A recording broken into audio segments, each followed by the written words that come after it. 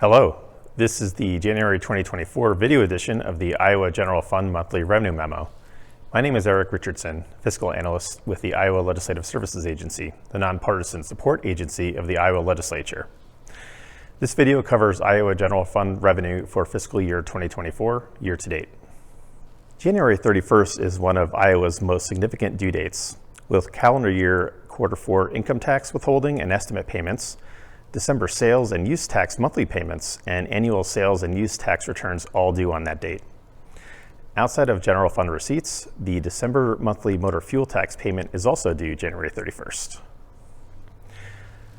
Changes over the past year to deposit processing, as well as recent changes to the due dates for sales tax, have caused any traditional revenue analysis performed simply through the end of the last day of a given month to be incomplete and often misleading.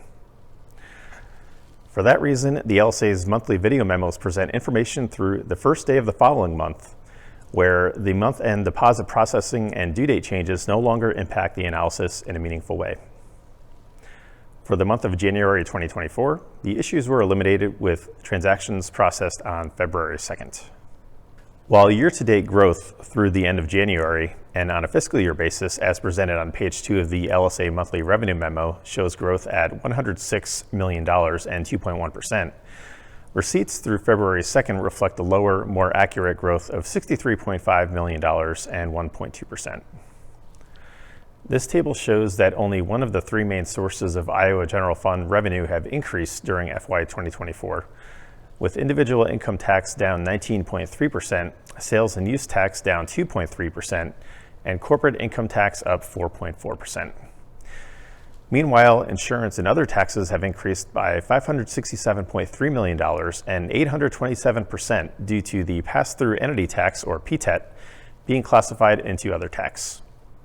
Earlier in FY 2024, the PTET was introduced to the state accounting system as corporate tax, but transferred to other tax by the Department of Revenue on November 30th, 2023.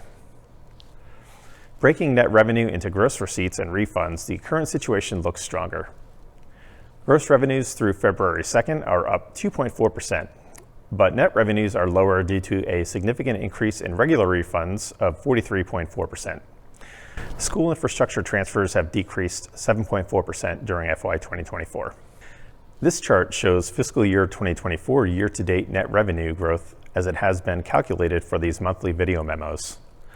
Growth through February 2nd is $29 million higher than the growth calculation through January 3rd. Growth over the period can be traced to the large increase in other taxes due to the introduction of the PTET, which should be lessened during the refund process. While corporate income tax growth remains strong through February 2nd, the initiation of a corporate tax reduction from 8.4% to 7.1% as of January 1st, 2024, may begin to slow corporate tax revenue for the remainder of this fiscal year and after.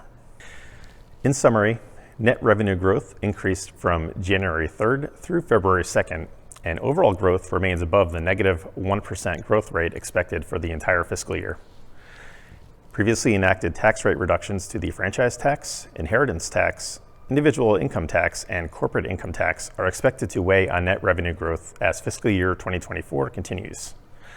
However, stronger than forecasted conditions in the national economy could bolster state revenue growth during the remainder of FY 2024. Thank you very much for taking the time to study Iowa's general fund revenue situation. Goodbye, and please check out the next monthly video memo in early March.